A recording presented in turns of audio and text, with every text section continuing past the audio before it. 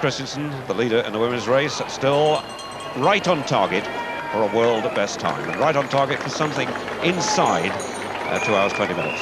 7 miles, 37 minutes and 3 seconds, and she speeded up quite a bit on that last mile, about 6 or 7 seconds. I just wonder how many of those men athletes running alongside are helping Ingrid Christensen, or how many are being helped, because everyone knows the target that she set herself. So there may be 1 or 2 aspirants out there that are hoping themselves to run around 2 hours 20 and are hanging on to Ingrid Christensen. And it's a case of not only have the women closed the gap very much on the men, but here you've got an outstanding woman athlete leading many of the men.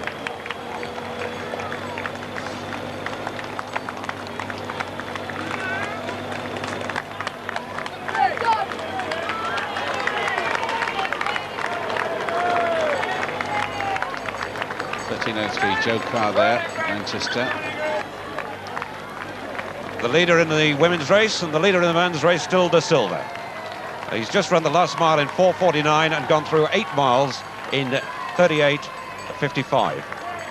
So since he took over the lead, he's gone 4:57, 4:51, 4:49. So he's speeding up all the time.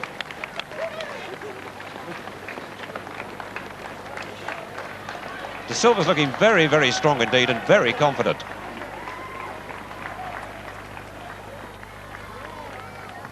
Can't help feeling he's a little bit quick though, because that time at 8 miles, 38:55, would be almost a world record time, and I don't think you can come into the marathon being as inexperienced as he is and expect to break the world record. And you can see the group behind have let him go now. And they're 15 seconds back, I'm told. Carl Harrison still there in the dark shorts. Hugh Jones is there in the blue vest. First, second and third in this race. Kevin Foster showing for the first time from Gateshead. He's in tremendous form at the moment. Tony Malasorov in the green and white hoops. Go Wei of China, number 18. Alongside him, Sunaga and Kudo of Japan is right up there. Dave Edge of Canada is there. Christoph Hurler of West Germany with the leaders. Charlie Spedding showing in the centre of the picture with the red shorts of Gateshead.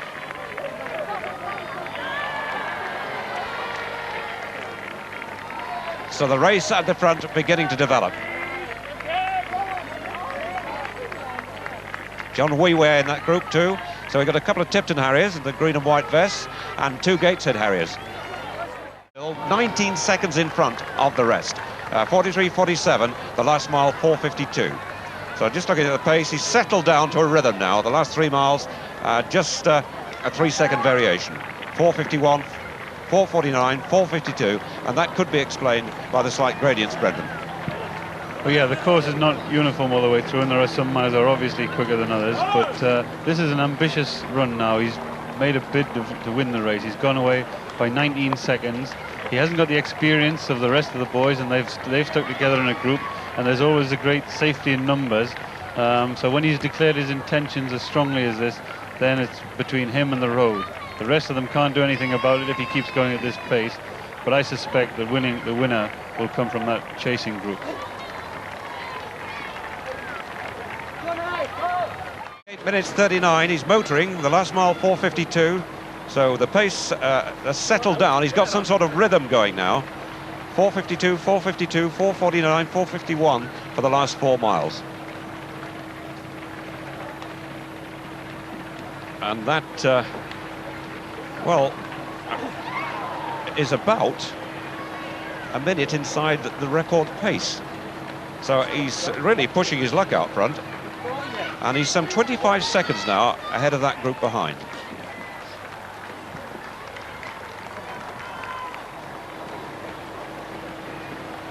I'm sure the following group there, they're looking down the road and they're thinking that it's up to him. I'm going to run my race. I'm going to let him do what he wants to do. If he runs 2 hours 7 minutes or runs under 2 hours 8 minutes, then he can have it. He'll have earned it. But I'm the Charlie Speddings, the Kevin Fosters, Tony Milasorovs, and the Hugh Jones. They've got 2 concerns today. One is selection for the Olympic Games, and the other one is winning the London Marathon. And at the moment, I think they're all prepared to let De Silva gamble, and this is definitely a gamble. He's never run this fast before or this long. He's got no experience beyond 20 miles at this pace, and I think really we can admire him for his run, and if we're still supporting him down the mile, well, I'll be surprised, but I'm sure some of that following group will be surprised too. Actually, I was just checking, Brendan, that he's a minute inside what Steve Jones did when he set the course record in 1985 at 2 hours, 8 minutes, 16 seconds. Jones ran the second half that day faster than the first half. He ran the outward half in an hour, 4 minutes, 44 seconds, and the second half, he speeded up 1 hour, 3 minutes, 32, when he had that epic battle with Charlie Spedding.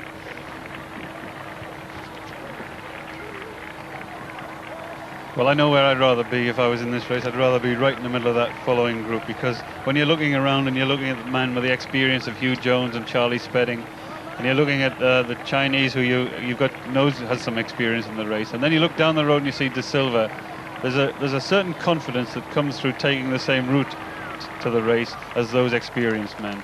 But let's not detract from him. He's running faster than he's ever run before. It is a gamble, and he knows it's a gamble. He's obviously an experienced distance runner, but I wonder if he's this experienced.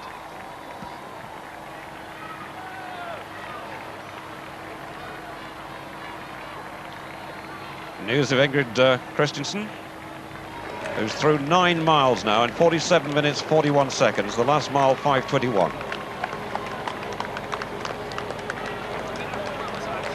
It does seem that she's not finding it easy to hit an even rhythm, but that's because possibly she's in a group of athletes. She's gone 5:21 for the last mile, 5:17 the one before that, 5:25 the one before that. But nevertheless, she's well inside not only her own world best schedule, but a 2 hours, 20-minute schedule. In fact, just checking it back, on an even pace run, she's 28 seconds inside 2 hours, 20 minutes.